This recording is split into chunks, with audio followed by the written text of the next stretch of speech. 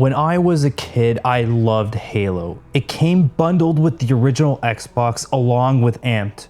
From its epic split-screen battles to the immersive single-player campaign, Halo delivered the ultimate gaming experience during my formative years. My brothers and I would spend countless hours in cooperative mode and engage in fierce Slayer matches on local multiplayer. Blood Gulch became our favorite battleground, where we would establish our own rule: grenades only. We would play Slayer game mode with unlimited grenades and vehicles turned on until one of my brothers would break the grenades only pack, leading to a chaotic showdown. These are some of the greatest couch multiplayer moments that defined my childhood. Halo, while impactful, did not change the course of my life. It did not steer me towards studying art, or it did not ignite my passion for science fiction. That credit goes to the original Star Wars films. However, there is a game that changed my perspective on what a game could be and had direct influence on my journey as an artist. In 2014, during my 4th year at university, I stumbled upon a game called LSD Dream Emulator through PewDiePie's Let's Play on YouTube. My immediate thoughts were, why does this game exist? Why is it so bizarre? And why am I so drawn to it? Learning that LSD Dream Emulator had a retail release astonished me. How did such an experimental piece of software secure funding?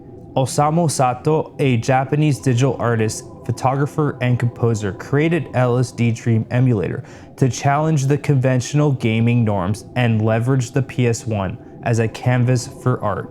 Although it had a limited release in Japan, it found new life when YouTubers started playing it, developing a devoted following. I managed to run the game on an old PC, and the experience was unforgettable. Playing LSD Dream Emulator was a turning point during my 4th year thesis as a new media student.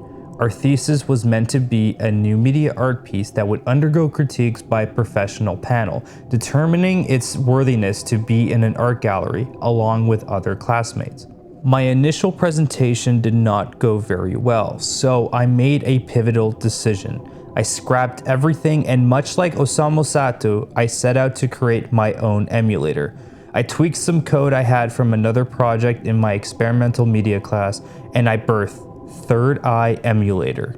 In this piece, a webcam would detect if someone was watching the screen and generate atoms and eventually biological life when observed. If left unwatched, the program would destabilize, fading in and out, removing elements from the simulation. For the final critiques, my piece was evaluated by a different panel and earned a place in Meta, the art gallery showcasing our 4th year new media work.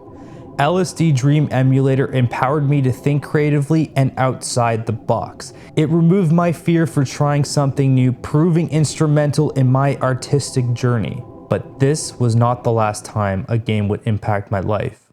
The Stanley Parable holds a special place in my heart.